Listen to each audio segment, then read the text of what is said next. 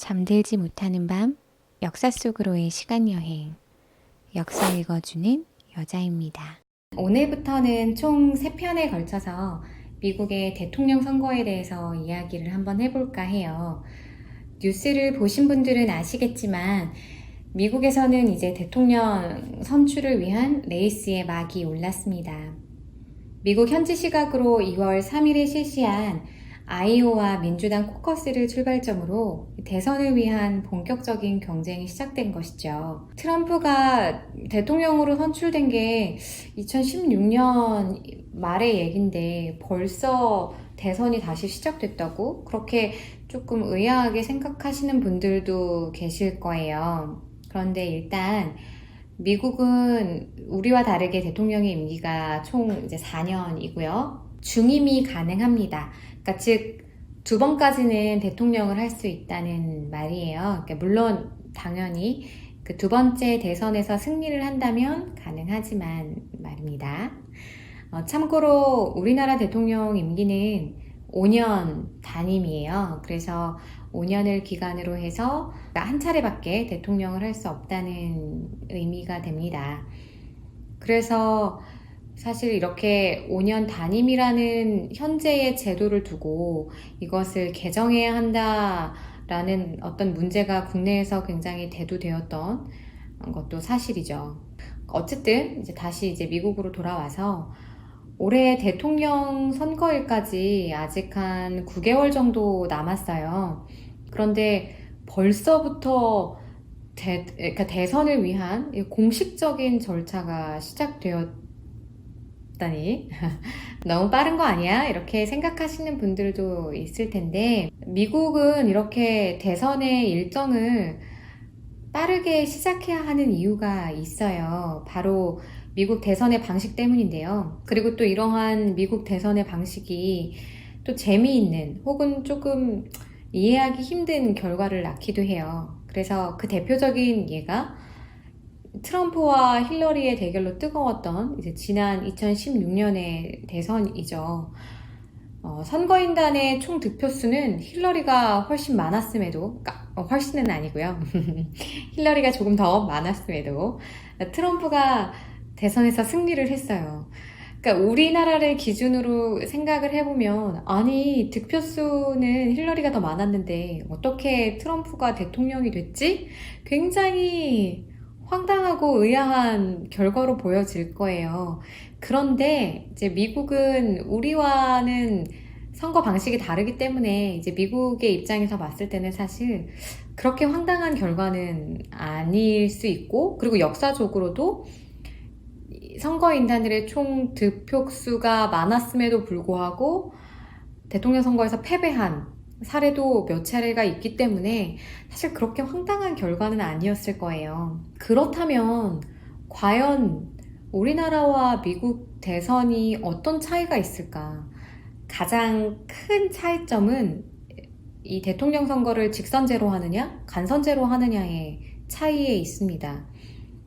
대한민국은, 즉 우리나라는 여러분도 아시다시피 이 선거권을 지닌 국민 한 명이 한 표를 행사를 하고, 즉 이제 대통령 선거일에 이제 모든 선거권을 가진 국민들이 투표를 하고, 그리고 그 투표수를 집계를 해서 투표수가 더 많은, 가장 많은 후보자가 이제 대통령이 되는 방식의 어떤 직선제를 취하는 것이죠. 즉 국민이 직접 대통령을 뽑습니다. 그게 바로 이제 직선제의 의미고요.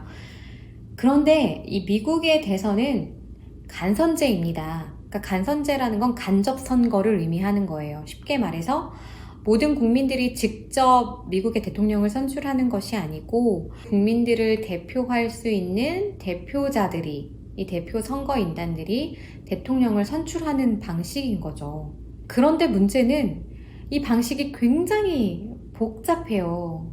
그래서 어떤 말이 나올 정도냐면 미국인들조차도 자신들의 그 대선 과정을 정확하게 이해하는 사람이 거의 없을 거야 라는 말이 나올 정도로 미국의 대선 과정은 그야말로 정말로 복잡합니다. 그러면 이제 우리는 과연 이 복잡한 미국의 대통령 선거가 과연 어떻게 이루어지는지 한번 이야기해 볼게요.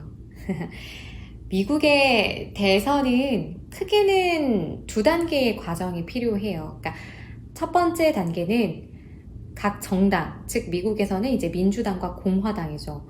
이 민주당과 공화당에서 각자 대통령 후보를 뽑아야 돼요. 그러니까 민주당의 대통령 후보, 공화당의 대통령 후보. 그러니까 2016년 대선을 예를 들면 민주당에서의 대통령 후보는 힐러리였고, 그리고 공화당에서의 대통령 후보가 바로 트럼프였죠. 그러니까 이런 식으로 후보를 선출하는 과정을 경선이라고 하는데, 이 경선의 과정이 필요하고요.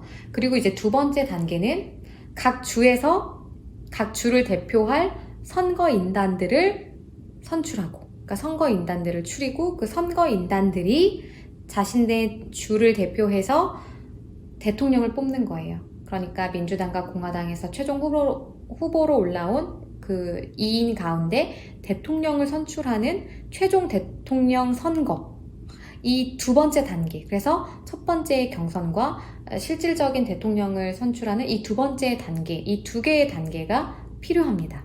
그런데 이 미국의 특징은 이 두 단계가 모두 간선투표로 이루어진다라는 거예요. 각각의 정당에서 대통령 후보를 선출하는 경선의 과정도 간선투표고, 그리고 최종적으로 각각의 주에서 선거인단을 선출해서 선거인단이 최종 후보로 올라온 이 두 사람 중에 한 사람을 뽑는 과정, 이 대통령을 뽑는 과정도 간선투표로 이루어진다라는 것이죠.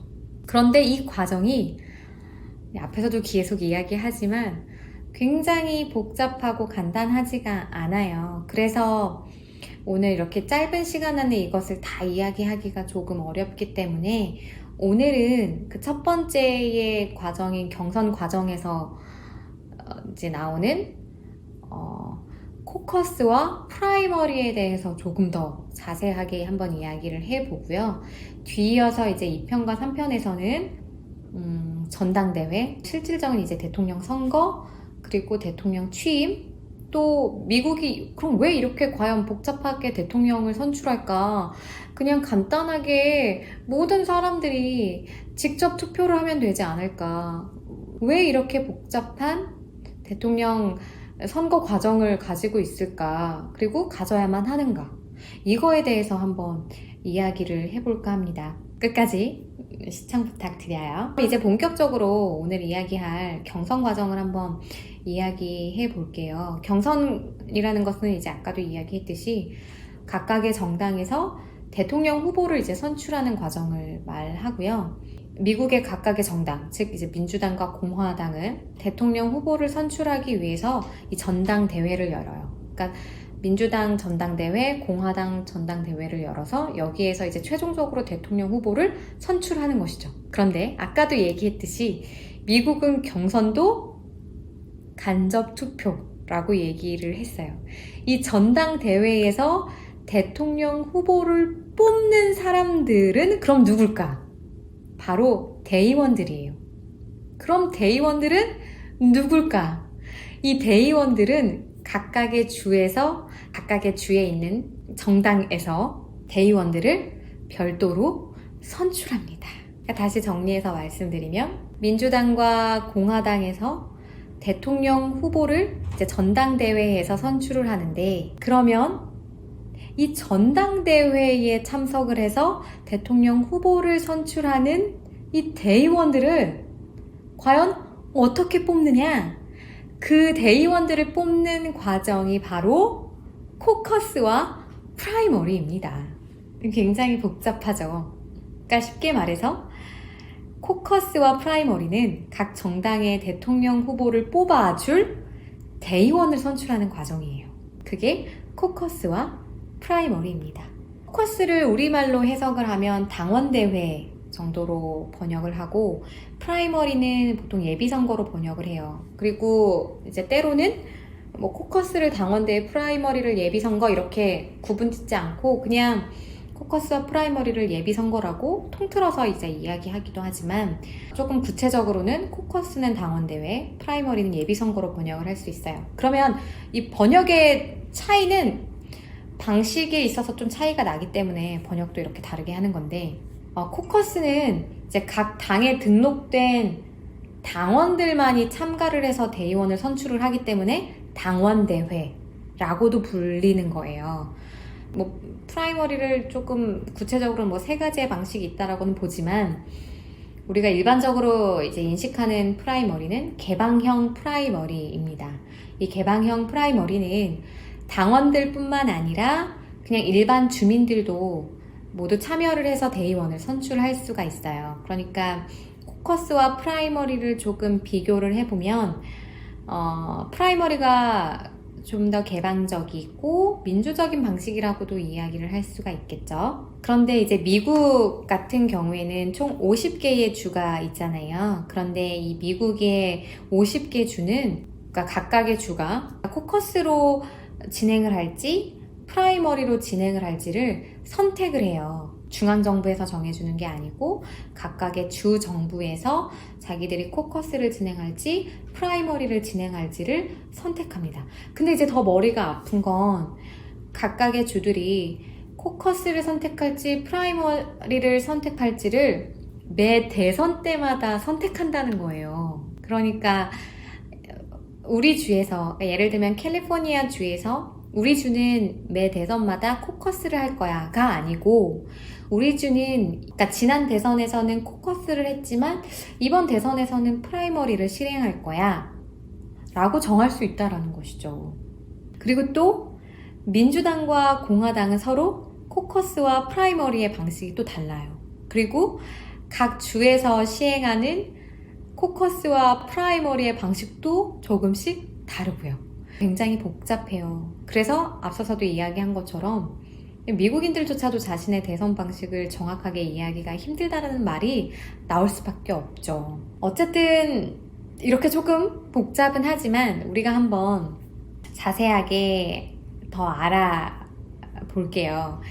앞서 언급했듯이 코커스는 각 정당의 당원으로 등록되어 있는 당원들만이 투표를 할 수 있습니다.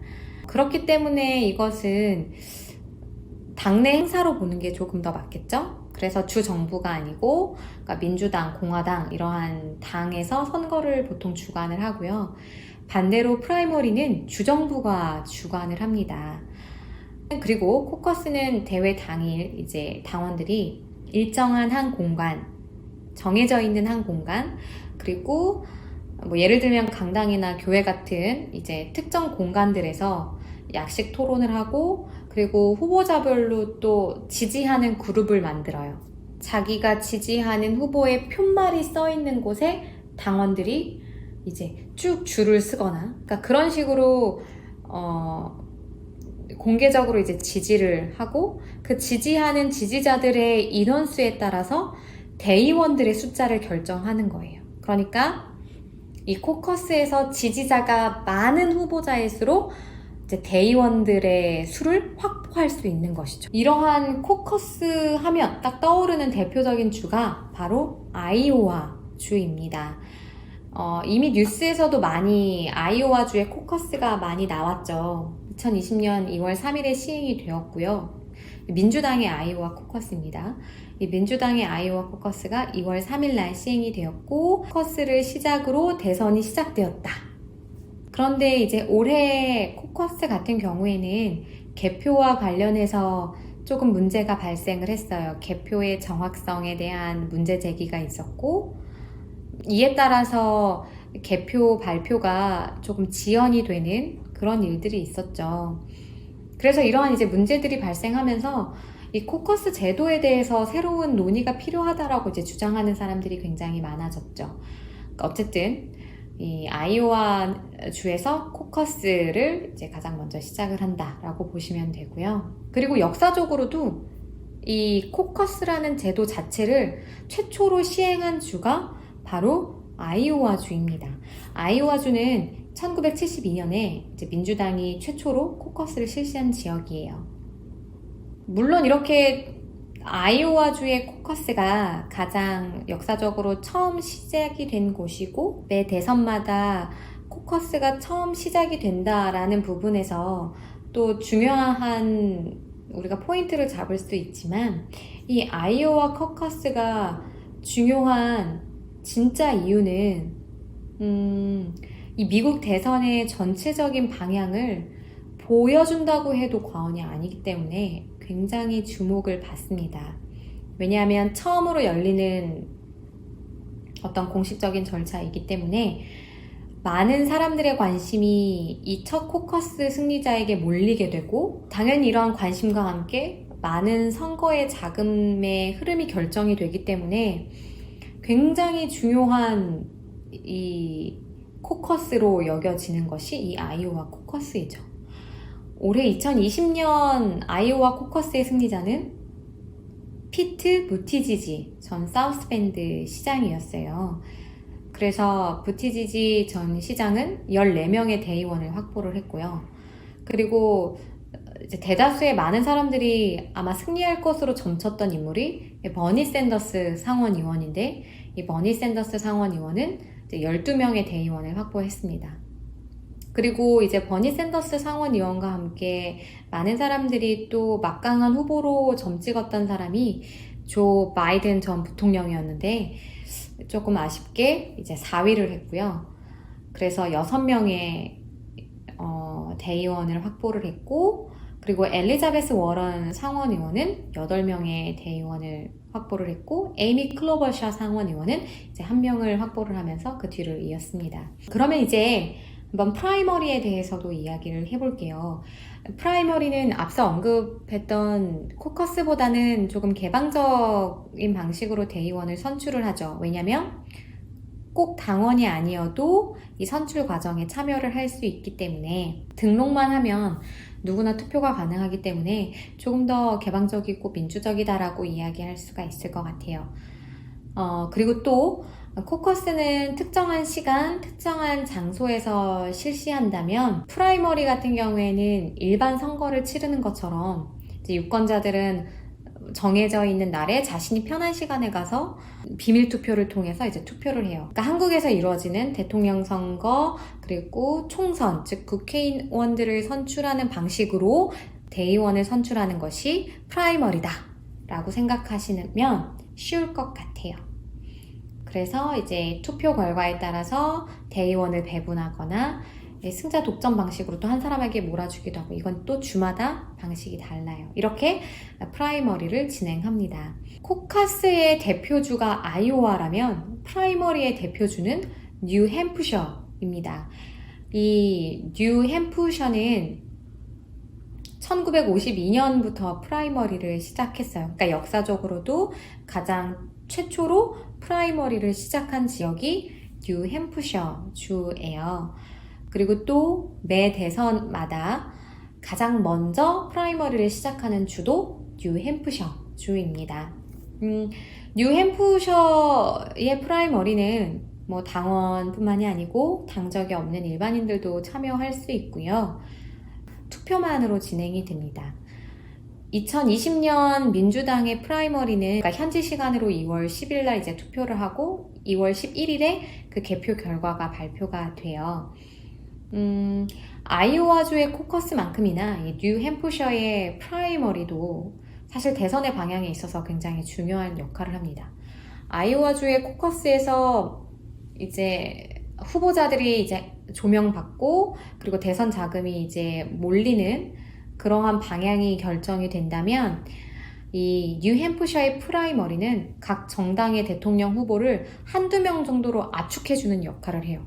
아이오와 코커스에서 피트 부티지지 그리고 뭐 버니 샌더스, 조 바이든, 엘리자베스 워런, 에이미 클로버셔 이러한 많은 후보들이 있었잖아요. 근데 이러한 많은 후보들을 한두 명 정도로 압축해주는 역할을 하는 것이 이 뉴햄프셔의 프라이머리입니다. 그래서 이 뉴햄프셔의 프라이머리도 사실 굉장히 중요한 역할을 해요. 그렇다면 미국의 각 주에서 코커스와 프라이머리를 가장 많이 실시하는 날은 언제일까요? 바로 슈퍼 화요일입니다.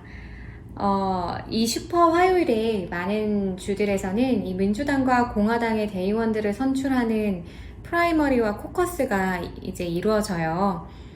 그렇기 때문에 이 날의 선거 결과에 따라서 민주당과 공화당의 대통령 후보가 사실상 이 결정될 가능성이 매우 높아지는 것이죠. 그래서 이 날을 그냥 단순히 화요일이라고 하지 않고 슈퍼 화요일이라고 부릅니다. 2020년 대선에서의 슈퍼 화요일은 3월 3일입니다. 그래서 굉장히 기대가 되는 날이기도 해요. 그리고 또 사실 올해 경선의 관심은 공화당보다는 민주당에 많이 몰려 있어요. 왜냐하면 공화당은 이미 이제 현 대통령인 도널드 트럼프 대통령이 후보로서 기정사실화가 거의 되어 있고, 따라서 민주당의 경선 결과에 따라서 이제 대통령 선거가 어떻게 흘러갈지가 달라지기 때문에 이 민주당의 경선 결과가 굉장히 중요합니다. 3월 3일 슈퍼 화요일 이후에는 그 결과가 드러나겠죠. 지금까지 코커스와 프라이머리를 통해서 전당대회에 참여할 대의원들을 선출해 보았어요. 다음 시간에는 이 각 정당의 대의원들이 전당대회에서 자신들의 당을 대표할 대통령 후보를 선출할 예정입니다. 우리 어떻게 과연 선출을 하고 전당대회가 어떻게 구성이 되는지 다음 시간에 한번 같이 알아볼게요. 다음 시간에도 잊지 말고 저와 함께 해주시고요. 좋아요와 구독하기 버튼도 잊지 말아주세요. 지금까지 역사 읽어주는 여자였습니다. 우리 다음 시간에 만나요.